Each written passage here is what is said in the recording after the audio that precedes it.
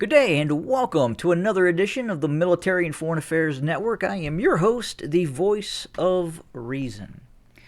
So this could be considered another lesson in insanity, and obviously what I'm going to talk about for some folks, especially back in 2018, who laughed and snickered at the former U.S. president. I wonder if those "Miss Me Yet" stickers are starting to sell a little bit better. Reference Donald Trump, and I get it. You know, some people just can't get around his personality. But specifically, I remember back in, I believe it was 2018, the UN General Assembly, and the old Don was up there talking about the German reliance on Russian natural gas. And those smug German politicians sat there laughing and snickering like little chihuahuas. It's a very small Mexican dog, in case you don't know that. Anyway. Yeah, these guys were laughing, and I'm now, reading this article. As German government dithers around its self-imposed energy crisis, citizens are taking matters into their own hands to warm up this winter with the sales of cheap and reliable wood-burning stoves soaring in Europe.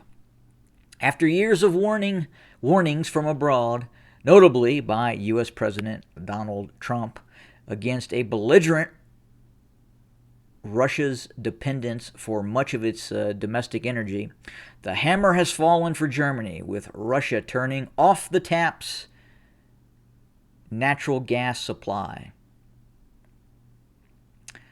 Seeing their red lead traffic light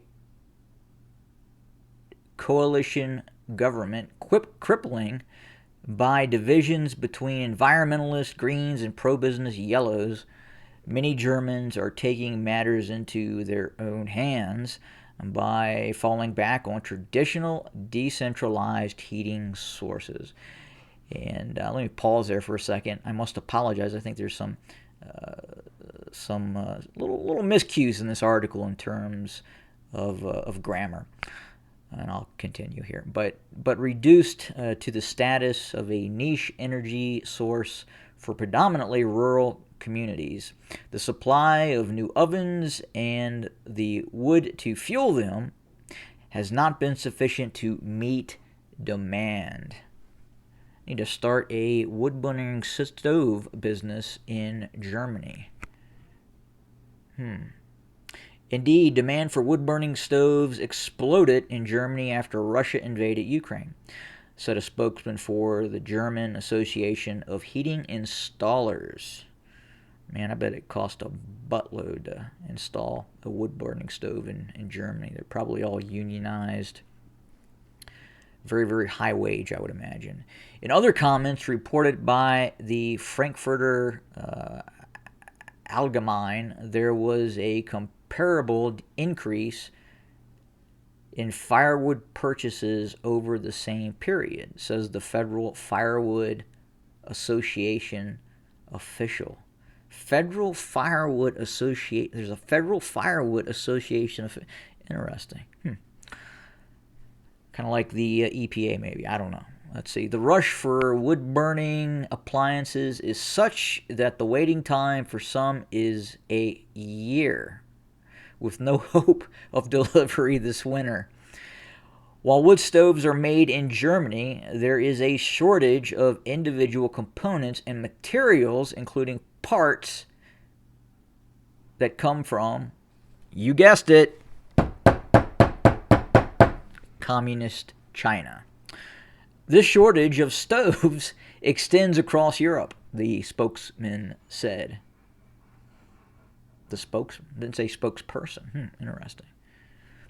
See, I'm now I'm becoming woke and correcting some of these some of this grammar. Let's see, there has been so much demand for firewood over the past few months that it has effectively run out in Germany. No firewood, huh? Can't go to the Ardennes and buy a little, cut down some wood. Probably get arrested and thrown in prison for 50 years.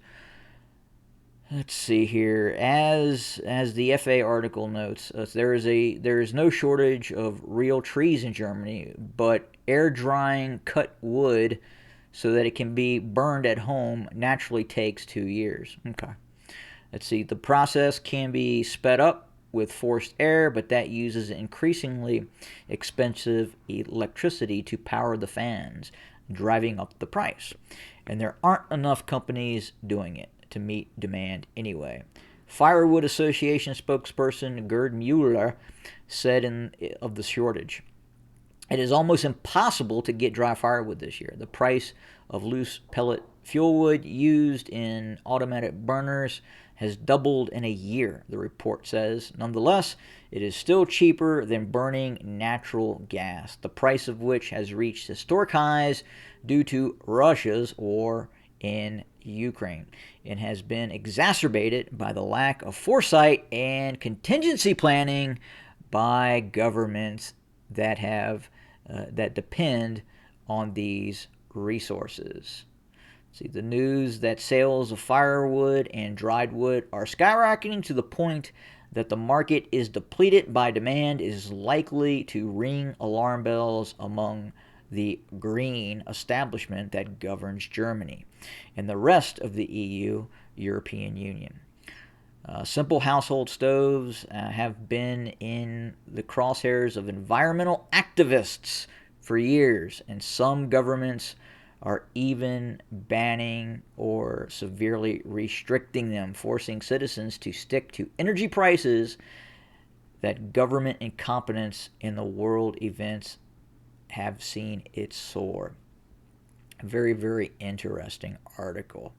I can tell you here where I am at, once you convert your fireplace, your wood burning fireplace, not really a stove per se. I have a fireplace in my home, and once you convert it to natural gas, you are not allowed to then convert it back over to burn normal wood. Now I imagine if the apocalypse occurred, I mean, who's going to give a shit? But in terms of regulation here where I'm at, that is the case as well. I mean, the natural gas is great. You just turn the power on and you have a nice warm fire. But if you don't have that natural gas, things can obviously become very, very challenging. And then you have the environmental activists. And I've talked about this before. It's not really environmental activism. It is their religion. It is a fundamental religious belief when it comes to environmentalism. Environmentalism has replaced many persons' normal religious practices. It activates the same part of the brain when you talk about the faith-based environmentalist religion that occurs when a Pentecost starts tossing around snakes and speaking in tongues. Same thing. Same soup, different bowl. Anyway, I can remember those snickering little Germans laughing at the former president. And boy, I tell you, that's got to be poetic justice for him. Anyway, I'm out of here. Have a good day.